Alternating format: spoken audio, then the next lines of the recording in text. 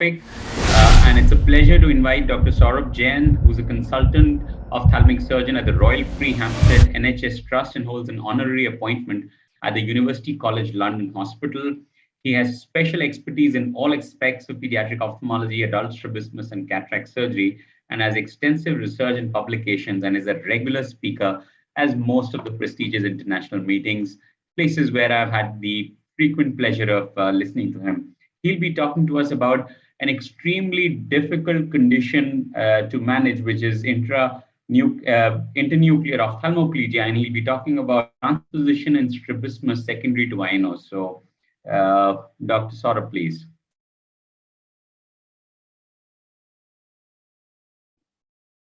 Thank you very much for that kind introduction, Rohit, and to AIOS and APOS for kindly inviting me. It's a real pleasure to be with you all today, and an excellent start for really amazing pictures. So my talk, like all strabismus talks, is a lot more low-tech. Okay, we're going to talk about what to do with people who have internuclear ophthalmoplegia. So this all started with this 59-year-old Caucasian woman I saw about 5 months ago, and she came to me with a progressive outward deviation of the left eye with associated double vision. She had MS, which was diagnosed 10 years ago, but it was stable. So she was off all treatment and was wheelchair bound, and had a previous episode of left optic neuritis 2008. And since then, she felt the vision had gone down in the left eye and was progressively turning outwards. Because of this new squint, she was now wearing a Bangerter's foil given in another unit over her left eye to get rid of the diplopia. And this is what she looked like. This was her vision in logMAR and in Snellen, essentially 615 in the right and 6 by 12 with a pinhole, but quite reduced 615 in the left with an associated RAPD, loss of color vision, and pale disc, all of which you would see with previous optic neuritis. The right eye appeared to be better, although the vision was still not quite normal. And looking specifically now at her ocular deviation and motility, she had a right face turn with a head tilt and chin depression. She was finding it very difficult to read. And if you're wheelchair bound, there's not a lot else you are going to be doing. You do need to be using your eyes for near, which is why it's so important that we give this lady the best possible ocular alignment we can. She had a large angle deviation, about 90 diopters for near and a little bit less for distance, so much so that our orthoptists struggled to measure it. And this is where really the challenge we had in front of us with this limitation of adduction in both eyes and this big exotropia. Just to show you what she looked like, this is her looking to the right, and you can see the abducting nystagmus in the right eye, and looking to the left, you can see limitation of adduction in the right and the abducting nystagmus. So I'll just play this for you again. So here she is looking to the right. So you see the limitation of adduction in the left. And again, this big limitation of adduction in the right, now looking to the left. And as I tell all my residents, there are very few things in an exam or in real life that give you loss of adduction only. And one of the things you should always consider is an INO. So just to show you what her motility looked like. So, there you go. You see the huge limitation of adduction in both eyes, almost -5 really, and this adduction. So what do we do? What can we do for her to get rid of the diplopia? Well, they're the conservative treatment options. She already occluding one eye. She could continue doing that, but it's not great, especially if she already has reduced vision in both eyes. You could use prisms, but it's too large a deviation, really. Anything more than 15 or 20 diopters, I find prisms can cause quite unacceptable effects from the edges. You could try toxin, but it's not a great treatment, I have to say. And if you toxin the LR, you will then also limit her abduction as well as her adduction, therefore actually reducing her field of BSV.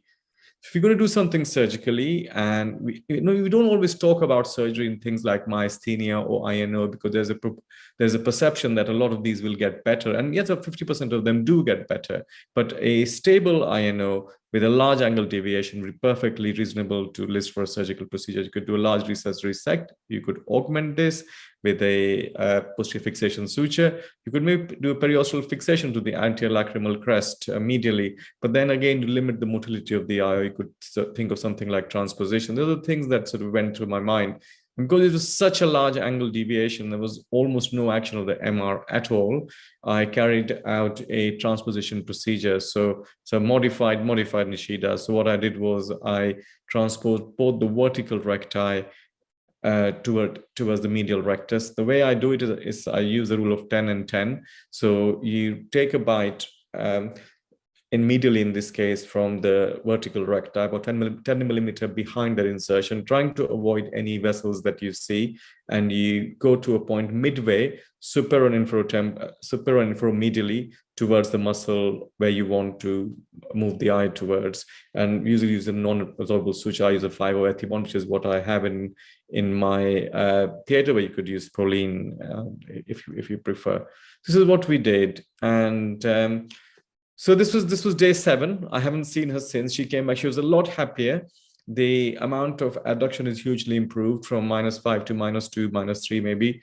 The deviation for near, depends how much you decompensate her, is gone on from a 90 to about 30, 40. Distance gone down to 20. So she's a lot happier after one surgery. And really all she's had is bilateral LR recessions and 2 sutures in the 2 vertical recti. So you still have a lot to play with. So we will hopefully in the second stage do bimedial resections. But I thought this was a very encouraging result, and she's a lot happier as a result.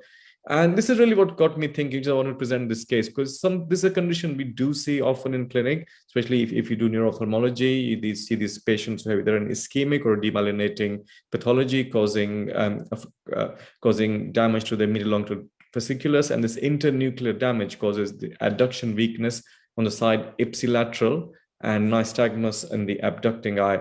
Now, it's thought that the abducting nystagmus is because of the increased flow of innervation as the eye tries to adduct. So, the increased innervation to the MR of that eye causes the LR on the other side to go into this abducting nystagmus. They also have associated problems like skew deviation, something just to be aware of. So if you see a INO with an associated vertical deviation, it usually presents like with an hypertropia of the affected eye in abduction. So when they try and look towards that side, you see that eye is high, almost looks like an IR palsy.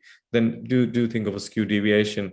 And the surgical management is challenging because it's significant adduction disturbance, which is why I found this case very interesting. Like all patients with acquired strabismus, what you want to do is you want to improve the alignment, eliminate all diplopia if you possibly can, restore the stereopsis, and take care of the abnormal head posture.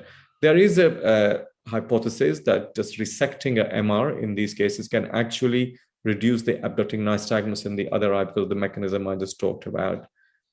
So I looked at the literature to see what other people have done. So the first paper here is from the Jill Adams and John Lee group at Morphers in London. And they had 16 patients, they used toxin, and only a third of them really continued treatment, which just underlines toxin is maybe not the best possible treatment. So paper of Jill Roper Hall, and they did a resect procedure. And Jill very strongly felt that doing an MR resection absolutely has to be key for all patients with INO, because that's what dampens the abducting nystagmus in the other eye. It's something I haven't experienced of, but I think that's very interesting. And of the 8, 3 required further treatment. Wendy Adams and Jonathan Holmes did a resect procedure, and again, 1 in 3 required a further procedure. The next paper by Nathan NR and Sean Donahue, I have really tried very hard to get this paper. All I can get is the abstracts. If I see them at APOS next month, I will ask them what kind of but this was the first paper with a transposition in INO, and they got quite good results, but I'm not sure exactly what transposition they did.